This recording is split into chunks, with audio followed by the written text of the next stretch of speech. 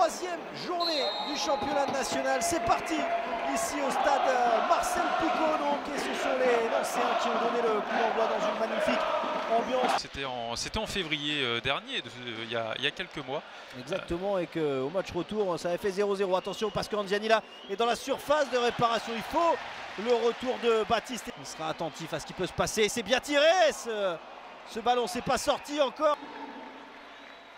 Avec son pied droit, ça sera encore une feinte pour mettre, pour orienter côté droit. C'est fait avec Echeverria, l'unique buteur pour l'instant de la SNL. Le centre a pris le contrôle un peu du ballon et qui arrive à causer des problèmes à Nancy. Attention parce que là les problèmes vont peut-être venir pour les Nancéens. Nangis dans la surface de réparation, il est là. Le but pour l'AS Nancy-Lorraine. Ça fait 1-0. Ici et Picot s'enflamme. Allez, Bilingui qui peut accélérer avec Ipiélé, la remise. Et Bilingui pour Bagdadi, il n'y a pas de hors-jeu. Oh, ce ballon qui passe au-dessus du but.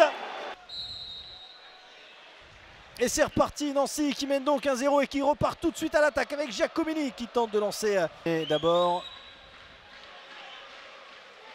Oh, attention, l'intervention de Baptiste Aloé. Ouais, il y a le premier carton jaune de cette partie qui va sortir.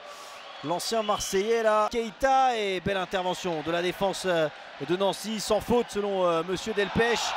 Par contre là il y a bien faute de Keita et le carton jaune va sortir cette fois de la poche de Romain Delpech pour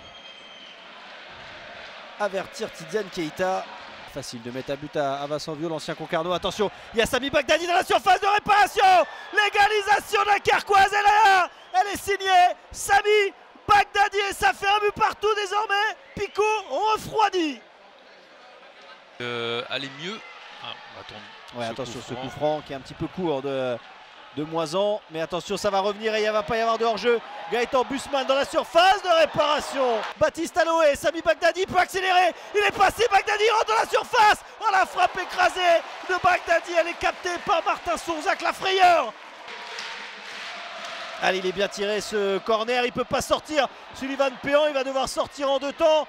Le retourné de Baptiste Aloé. Et là, parade, la détente. Ah, il aurait été incroyable ce but de Baptiste Echeverria. Attention, ce ballon il est bon pour l'entrant Renzo Bardelli dans la surface de réparation. Et Martin Sourzac. Et ça peut déjà repartir. Amadou Bassi, il est frais. L'ancien joueur du Gazélec et de l'OGC Nice. Et il est plus que frais, il peut même accélérer. Le centre est bon pour Renzo Bardelli. La reprise. Elle passe à côté du but pour Nancy dans la boîte, la déviation de la tête et ce ballon qui passe à côté, déviation de Jules Mendy. Dunkerque est, comme on le disait tout à l'heure, plus proche de la victoire que Nancy sur cette seconde période.